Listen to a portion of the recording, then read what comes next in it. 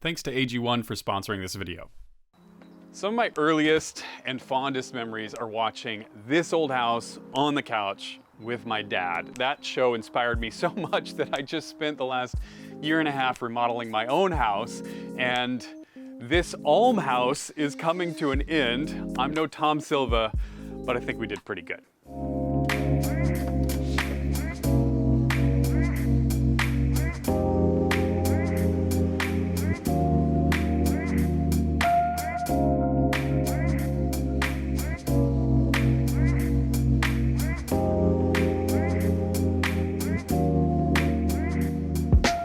Wow, it's been almost 3 months since the last video, and a lot of life has happened since then. A lot of good, some really bad, and then some that's been good and absolutely life-changing. Okay, hi. Hi, okay. Wow.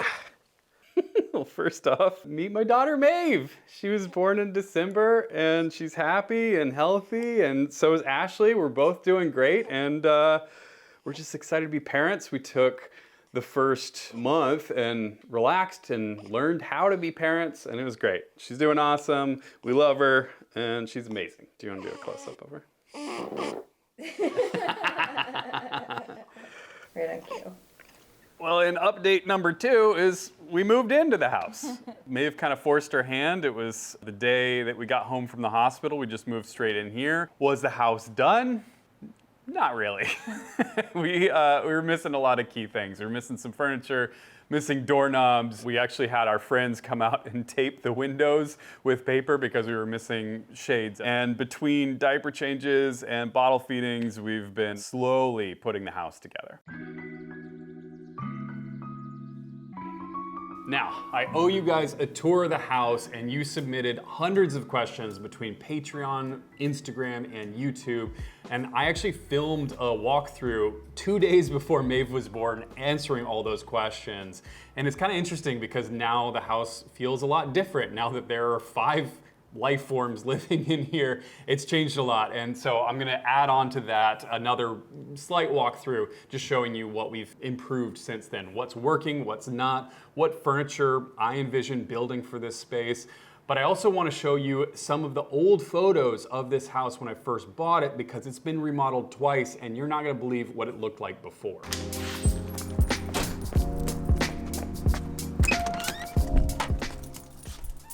I was really scared that these were lost to time, but I dug through my old hard drives and finally found the photos that I've been looking for forever.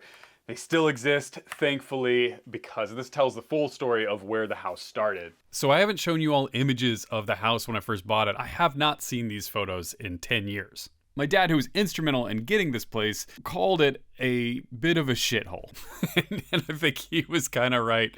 I bought it from a super nice older lady named Cheryl, who loved the house, but due to mobility issues, was unable to take care of it. As a result, it had fallen into disrepair, and she was really concerned that the next owner was going to tear it down. I told her I had no intention of that, and that I was up for the challenge. I got the keys in October, a couple days after my 30th birthday, and starting with the main house, I remodeled the flooring, did half the plumbing, mostly focused on this disgusting bathroom with the weird brown infinity tile. I probably should have realized that this was a sign that I would be working on this house forever. I had a lot of help from my friends, and with a couple months and gallons of paint, Sloop and I moved in. The plan was to rent it out because the garage and back was what I was most interested in.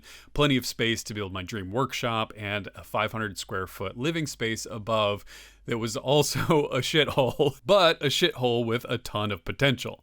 The story of the upstairs is enough to fill another entire video. It was a full gut out remodel that also included another terrible bathroom and a converted attic with a spiral staircase that is one of my favorite spaces I've ever built. So in the years following the remodel, I started the YouTube channel, built out my shop, and the rest is kind of history. Ashley and I met, we got engaged, and decided that it was time to move into the house, which brings us to the beginning of this series. Before I started OhmFab, I bought this house and I did a ton of work to it, but I never lived in it. Let me show you around. From the moment I gave you guys that first tour, it was non-stop work. Starting with the kitchen, we demoed all the cabinets, countertops, and flooring. We removed all appliances and other bulky items. All right, well, there we go. Then we let loose on the lath and plaster walls in the living room, being careful not to mess up the coves, which are one of the best features in the house.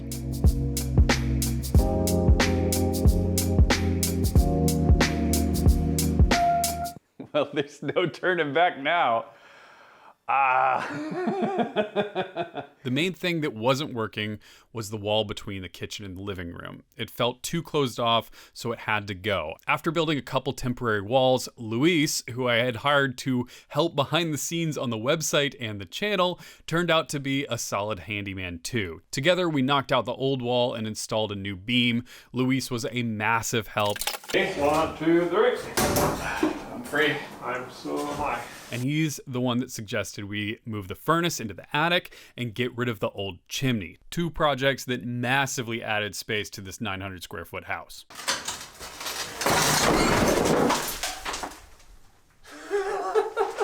Once we were done with the demo, it was time for us to rebuild, and Luis and I spent a week on our backs in the crawl space replacing galvanized pipes. Meanwhile, the HVAC guys moved the web of ducts that made the house look like it was from the movie Brazil into the attic. The house, believe it or not, was still running on knob and tube, which is honestly kind of scary. So we demoed all the knob and tube, and my electrician rewired the entire house. With all the systems installed, I got to upgrade the architecture in some fun ways, including double arches in the living room and extending the cove into the breakfast nook. Both things I feel like really took the house up a level. In September, Ashley and I got married. In October, we went on our honeymoon to Japan, which was amazing and a story for another time. And then we got back to work. Drywall went in a day, mudders mudded for 2 weeks. Luis, Ash, and I primed the original floors, got sanded, and we tiled the kitchen and mudroom. Meanwhile, in the shop, I was building all the cabinets. I picked away at them whenever I had contractors, and the kitchen was by far the most fun part of the project.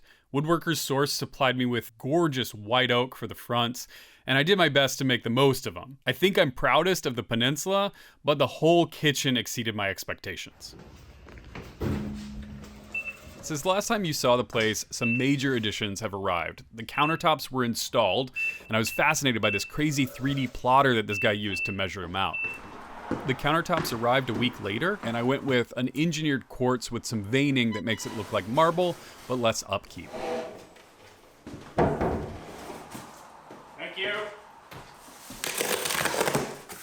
I also got a chance to install all of the light fixtures that came from my friends at Color Cord. Let's just take a moment to enjoy how gorgeous these light fixtures are. Ashley? Yeah? Hey, do you want to see all the light fixtures? Yeah, I do. Come on down.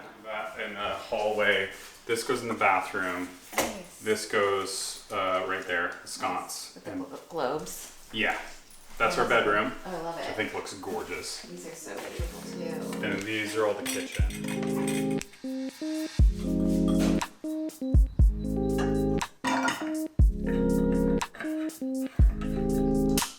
I got all the light fixtures installed in a couple hours, and man, do they look good. I also decided to refinish all of the old hardware on the doors, and this turned out to be a much bigger project than I'd anticipated. There was years of old paint caked onto them, so I started by stripping them and then realized that there was plating underneath, which was going to impede my finishing. So a whole lot of elbow grease later, I was able to strip the old plating and get them into the blackening liquid, blacken them, and oil them so they don't rust. I got all of the hinges done and half the escutcheons. I still have a few more to go. They just take a lot of time. The last big addition is the new front door. The old one was barely holding on, and the new one came pre-hung but unfinished. So I set up a rotisserie in my garage and applied 8 coats of Total Boat Gleam varnish until it was so shiny that I could see my face in it. Ashley said that shiny front doors are weird, so I added 2 coats of satin, which toned it down nicely, and then I could install the door. This was 4 days before Maeve was born, and Ashley's uncle Mark was nice enough to help me get it done because it wasn't getting done otherwise. Oh, that's good. It's pretty good. The door looks awesome in the end. I still need to trim it out on the outside. There's loads of odds and ends left to do, but that brings us up to the present. Good morning. I've gotten a lot of questions about how my sleep's been going. I feel like that's a new dad thing. And honestly, we've had some pretty rough nights, but the sponsor of this week's video could not have had better timing. With a newborn, mornings are a blur, and it's hard to focus on my nutrition when hers is number one. That's why I've started drinking AG1 every morning, and it's been a huge help. AG1 is so much more than just a health drink.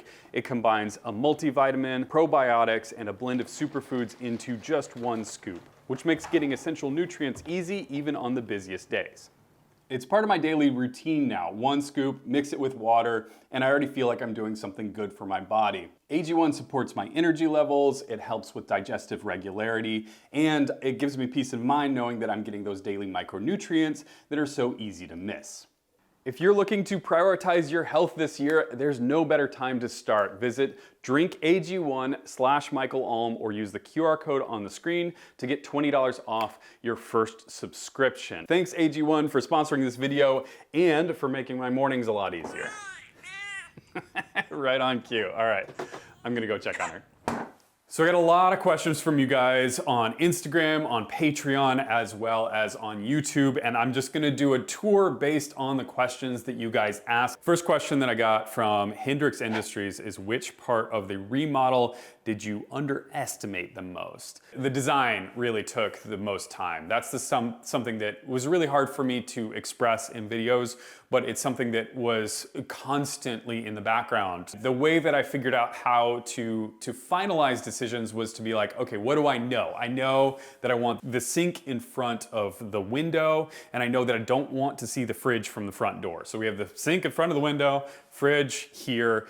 Once we did the demolition, we decided to remove the chimney. So that meant more cabinets that would go in here. I ended up adding in the cove in the breakfast nook, and behind the scenes, I was constantly re-engineering things.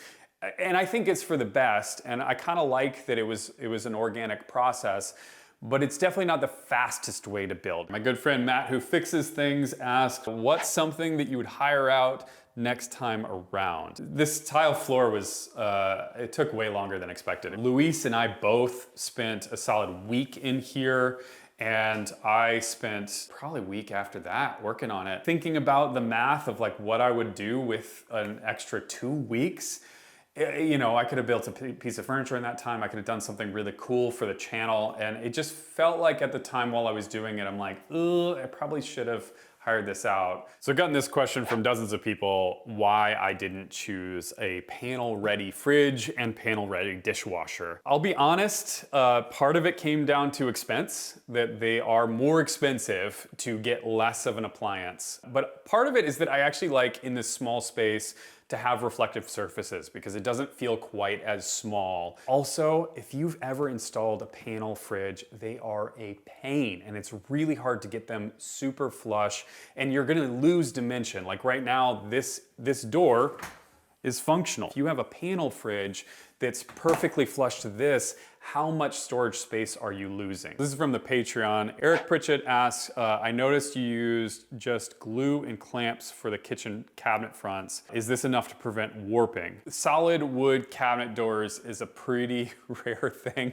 Most people wouldn't do this. I was very selective about the orientation of the wood. It's all basically quarter sawn, so the grain goes vertical and it's less likely to warp. It's a climate controlled house. We live in Seattle, which is pretty temperate. We don't have huge fluctuations in humidity. I feel pretty confident in them, but do I recommend it? Maybe, maybe not. The Weston Woodworker asks, can you give us an overview of the living room? Welcome to the living room. We're still furnishing, but we're kind of getting there. We got the TV up above the fireplace. I know that's controversial.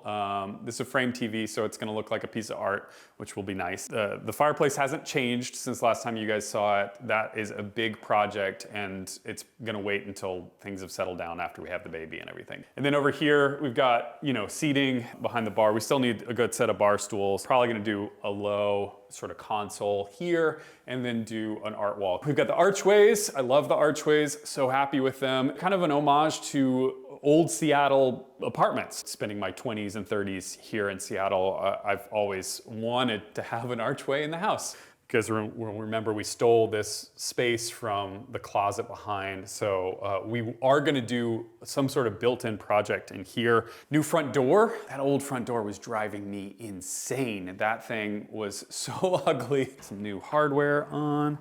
Looks awesome. That's the living room. We got these great windows. I had them papered forever, and it's been really nice to actually see our garden through the front windows. It's weird, a year and a half of having paper on it, you forget what's outside the door. Jake Vion asks, will you display your sculptures? And I've got my first sculpture on display in the house. This is one of Ashley's favorite pieces of mine, and she requested that it come into the house.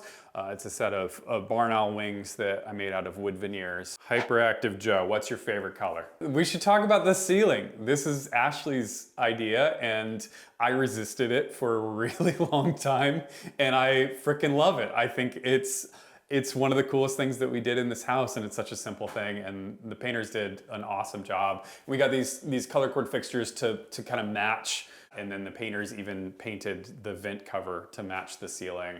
This is a very simple room, but it's a fun room to walk into now because of a bit of paint. Also, I don't know if you guys have seen that we finally put in a pocket door, the final pocket door, which has this cool, fluting, which matches the rest of the cabinets in the kitchen, and I'm just really happy with that. Nobody asked about this, but I feel self-conscious about it. It's the backsplash. The backsplash isn't here yet, and it's because Ashley and I can't pick out a tile. Why not a banquette for the alcove where the table is? It feels like that corner was perfect for that. So, yeah, I've tried triangle-shaped tables, I've tried oval-shaped tables, I've tried L's, and it's just a very tight space. And I figure if you've got a banquette that goes across the back, this moves out into the space and it might cramp the space. If you have ideas, let me know in the comments down below because I'm struggling with this design. Where's the pattern plywood? I know, I haven't put pattern plywood in the kitchen, but it's coming. There will be pattern plywood. One of the ideas that I had, so I got this Kohler, this is a task sink. It came with this bamboo cutting board, and I think this would be a really cool opportunity to remake this out of pattern plywood. It'd be cool to do a pattern plywood one. I also thought about doing one with the design that we found on the floor. That pattern would be really cool on here. Do you feel ready? I feel like this question's probably about fatherhood. Here's the nursery. Obviously, we've got a lot that we're still unpacking. We do have a crib. I know a lot of people wanted me to build a crib. It's not entirely off the table, but there's definitely gonna be kids furniture that I'm building. Christian Tristings asks, any cool exterior changes / additions planned for the house after taking leave? So there's one that we're planning on, and we've been talking about it for years, is to build a back deck out here. I just think it would be awesome to have a back deck with like an outdoor kitchen over here and have a cover because we live in Seattle, it rains all the time. It'd be cool because it would actually add an extra room to the house. One more question that I keep getting, and I've been getting it from the beginning of this whole series, is what are we gonna do with the upstairs space? I've featured it in dozens of videos, and what are we gonna do with it now that we have another living space? We're obviously not gonna be living up here. One thing that we will use it for is Ashley's office. It's been Ashley's office for a long time, and that will stay. The other nice thing about it is that it's basically a guest house. Oh man, I love this space so much. I built it back in 2017 with my brother. We nicknamed it the Gravitron when we were drinking beers on the floor, and it's just kind of like camping every night. So I'm excited to share it with guests. My mom stayed out here for Christmas and New Year's. I'm gonna invite some YouTubers and some woodworkers that I admire that I would love to share their work with you guys. So that's the plan for this space. Now let's head back downstairs. Well, welcome back to the present. It has been a month and a half since that last tour, and since then, the house has gone from a theory to a reality. And the question that I had moving into the place was, how is everything gonna work? Is everything gonna work how we are expecting it to? And especially when it came to appliances. We've got a new induction range here with a convection oven, and we've tested that out. We made Christmas dinner here.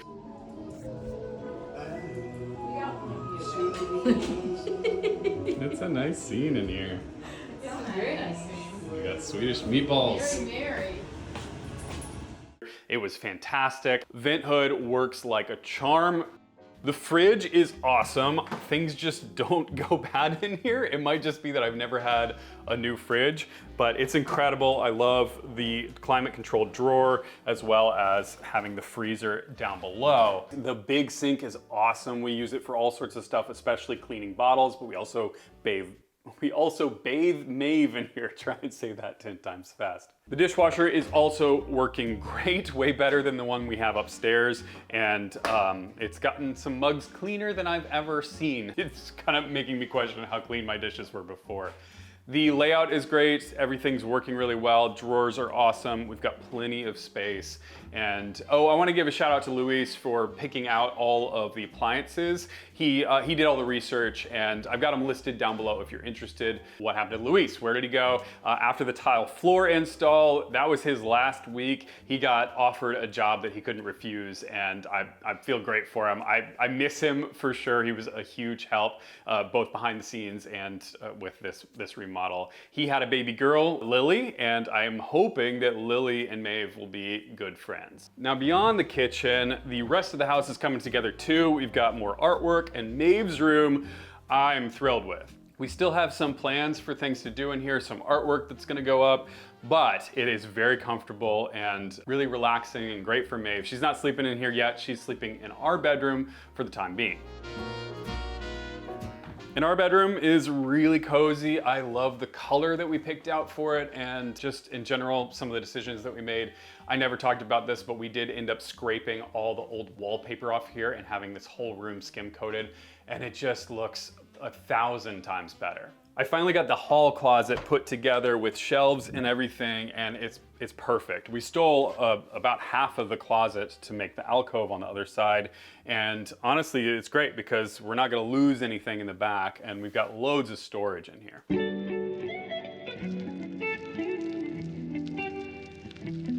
And when it comes to things that are still left to be built for this house, there is a long list, and I'm just gonna go through a bunch of them real quick. For one, we need to build the built-in right here. This wall will get some sort of long credenza. I'm thinking about maybe making it melt. The fireplace needs a mantle, and I'm gonna move the frame TV to the other wall and build a really cool frame for it so it fits in with the art wall. Wooden bar stools, that's pretty high on the list. I'd like a really sculptural light fixture to go above the island. Good news, I think Ashley and I finally picked out a tile, and we're gonna pull the window trim. We're gonna go all the way up to the top, but bring the cove down from the top. I think it's gonna look really cool. I also need to build out the pantry in here with a storage closet and the laundry area.